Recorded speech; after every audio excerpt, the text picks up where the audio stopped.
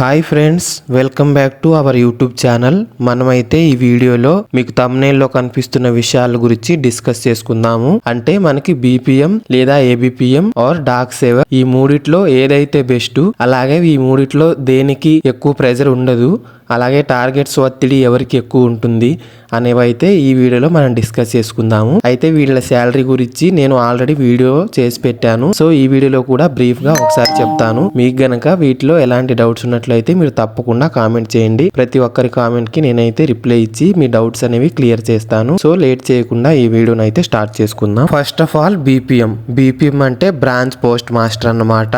అయితే BPM salary వచ్చేసి మనకి స్టార్టింగ్ 18,000 ఉంటుంది. అంటే బేసిక్ 12,000 ప్లస్ డిఏ 6,000 ఉంటుంది. రెండు కలుపుకొని మనకి స్టార్టింగ్ న్యూగా జాయిన్ అయిన బీపీఎం కి శాలరీ అయితే 18,000 రూపాయలు అయితే రావడం జరుగుతుంది. ఇదైతే బీపీఎం శాలరీ. అలాగే ఏబిపిఎం శాలరీ వచ్చేసి మనకి 10,000 బేసిక్ శాలరీ, అలాగే 5,000 మనకి డిఏ వస్తుంది. టోటల్ మొత్తం కలుపుకొని 15,000 స్టార్టింగ్ ఏబిపిఎం కి శాలరీ అనేది రావడం జరుగుతుంది. అలాగే డాక్ సేవకి కూడా సేమ్ ఏబిపిఎం లాగానే మనకి బేసిక్ శాలరీ అనేది 10,000, అలాగే డిఏ అనేది 5,000 కలుపుకొని 15,000 స్టార్టింగ్ డాక్ సేవకి కూడా శాలరీ రావడం జరుగుతుంది. అయితే ఈ ముగ్గురు మళ్ళీ చేయవలసిన వర్క్స్ ఏంటి అనేదంటే, ఇప్పుడు బీపీఎం అయితే మనకి అకౌంట్ ఓపెనింగ్స్ ఉంటాయి.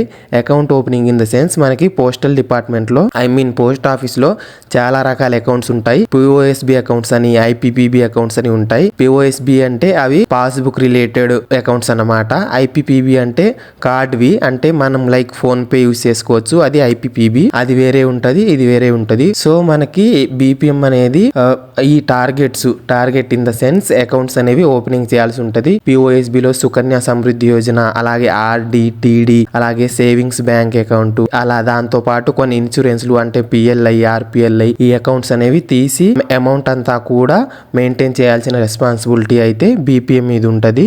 దాంతో పాటు ట్రాన్సాక్షన్స్ అంటే క్యాష్ డిపాజిట్స్, క్యాష్ విత్డ్రావల్స్, ఇవైతే బీపీఎం చేస్తారు. అంటే టోటల్ గా అకౌంట్ సెక్షన్ అనేది బీపీఎం మెయింటైన్ చేయాల్సి వస్తుంది.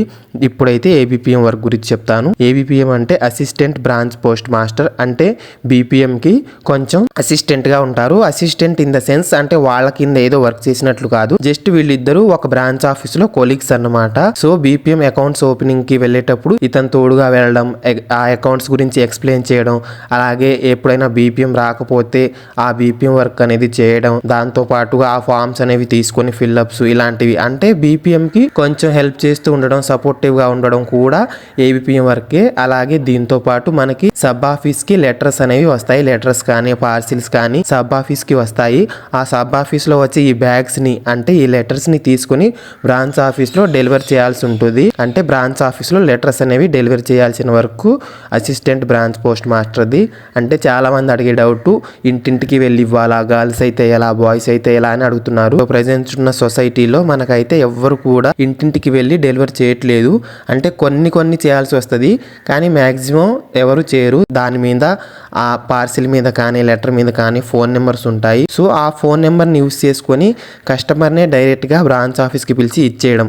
ఇన్ కేస్ కొన్ని ఫోన్ నెంబర్స్ లేకపోతే ఎవరిదైతే ఫోన్ నెంబర్ ఉందో వాళ్ళు వస్తారు కాబట్టి వాళ్ళకి వీళ్ళ నేమ్స్ అలా అడిగి వాళ్ళతో పాటు మనం పంపించేయవచ్చు. లేదంటే కొంతమంది ఏంటంటే మేము రాలేము, ఫలానా షాప్ దగ్గర వదిలేయండి, ఫలానా ఇంటి దగ్గర వదిలేయండి అని చెప్తారు. మనం ఎవరికైతే ఇస్తున్నామో వాళ్ళ సైన్స్ పెట్టించుకొని మనం డెలివర్ చేసేయచ్చు. అంటే ఇది టోటల్గా మన నాలెడ్జ్ మీద, మన వర్కింగ్ స్కిల్స్ మీదే డిపెండ్ అయి ఉంటుంది. ఇది పెద్ద ప్రాబ్లం అనేది కాదు. So next dak sevak work ఏంటంటే, డాక్ సేవకు సబ్ ఆఫీస్ లో అటాచ్ అయి ఉంటారనమాట. అంటే ఎస్పీఎం కి అసిస్టెంట్ గా వీళ్ళు నియామకం అయిపోతారు. ఎస్పీఎం సార్ చెప్పే వర్క్స్ అంటే ఫార్మ్స్ ఇవ్వడం కానీ, లేదంటే వాళ్ళు స్టాంప్స్ అడిగినప్పుడు స్టాంప్స్ ఇవ్వడం కానీ, ఏదైనా కస్టమర్ వచ్చినప్పుడు వాళ్ళకి ఈ ఇన్సూరెన్స్ గురించి, అకౌంట్స్ గురించి ఎక్స్ప్లెయిన్ చేయడం కానీ, వాళ్ళ దగ్గర నుంచి ఆ డాక్యుమెంట్స్ తీసుకోవడం కానీ, లైక్ వాట్ ఎవర్ ఏదైనా సరే ఎస్పీఎం సార్ చెప్పే వర్క్స్ కొన్ని చేస్తూ ఉండడం. అలాగే దాంతో పాటు మనకి బ్యాగ్స్ అనేవి బస్సెస్ లో రావడం జరుగుతుంది. అంటే మన సబ్ డివిజనల్ ఆఫీస్ నుంచి మనకైతే బ్యాగ్స్ సబ్ ఆఫీస్ కి ఎస్ఓకి వస్తాయి. ఆ ఎస్ఓకి వచ్చిన బ్యాగ్స్ అన్ని తీసుకొచ్చి మనకి ఎస్పీఎం అవి డివైస్ నుంచి, అంటే సిస్టమ్ నుంచి మనకి అప్లోడ్ చేసిన తర్వాత ఈ డాక్ సేవక్ అనే వాళ్ళు కేసెస్ ఉంటాయి. అంటే ఏ బ్రాంచ్ ఆఫీస్ కి దాని రిలేటెడ్ గా మనకి ర్యాక్స్ లాగా ఉంటాయి.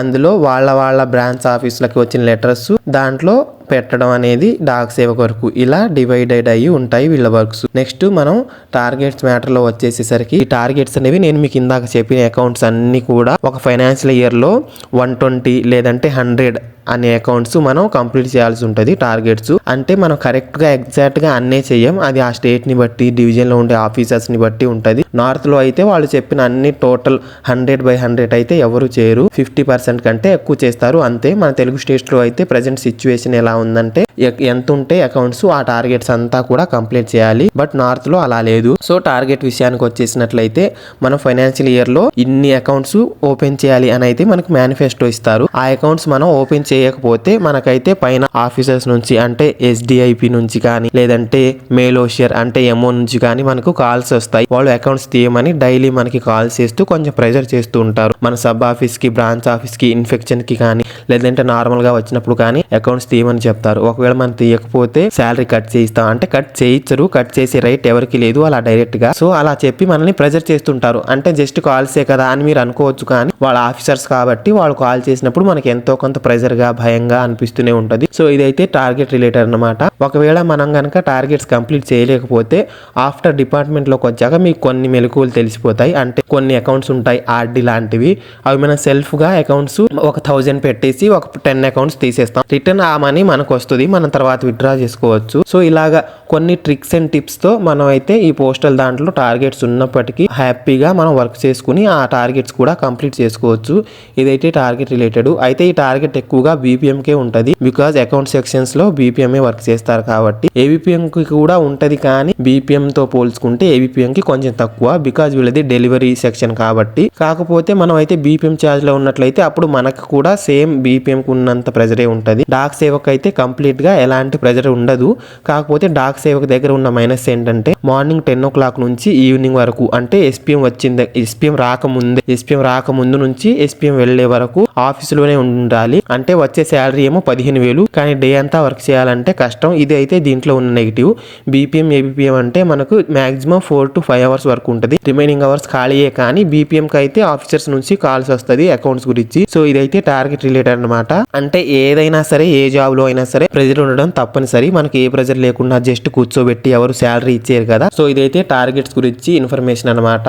మీకు ఏది కావాలి, ఏదైతే నేను మంచిగా చేసుకోగలను అని అయితే మీరు డిసైడ్ అయిపోయి అప్లై చేసేటప్పుడు ఆ ప్రిఫరెన్స్ అని మీరు సెలెక్ట్ చేసుకోండి. ఏ డిసిగ్నేషన్ అయినా సరే కంపల్సరీగా కొంచెం వర్క్ ప్రెజర్ అనేది పైనుంచి మనకు ఉంటది. కాకపోతే compare with BPM, dak sevak కి అలాగే ABPM కి అంతగా ఉండవు. డాక్ సేవక్ కి అసలుకే ఉండవు, ABPM కి కొంచెం ఉంటాయి. సో ఈ టార్గెట్స్ విషయం కూడా చాలా మంది అడుగుతున్నారు కాబట్టి నేను క్లారిటీ ఇస్తున్నాను. ఐ హోప్ మీకు ఈ వీడియో ద్వారా మనకి BPM వర్క్ ఏంటి, ABPM వర్క్ ఏంటి, డాక్ సేవక్ వర్క్ ఏంటి, వీళ్ళ శాలరీస్ ఏంటి, అలాగే టార్గెట్స్ ఎలా ఉంటాయి, వాటి నుంచి ఎలా మనం అంటే తెలివితో మనం ఎలా అవన్నీ కంప్లీట్ చేసుకోవాలి అనేది అయితే మీకు అర్థమైందని అనుకుంటున్నాను. మీకు గనక ఇంకెలాంటి డౌట్స్ ఉన్నట్లయితే తప్పకుండా కామెంట్ చేయండి, నేను వాటన్నిటికీ రిప్లై ఇచ్చి క్లారిటీ ఇస్తాను. ఐ హోప్ ఈ వీడియో ద్వారా మీకైతే ఇన్ఫర్మేషన్ తెలిసిందని ఉంటున్నాను.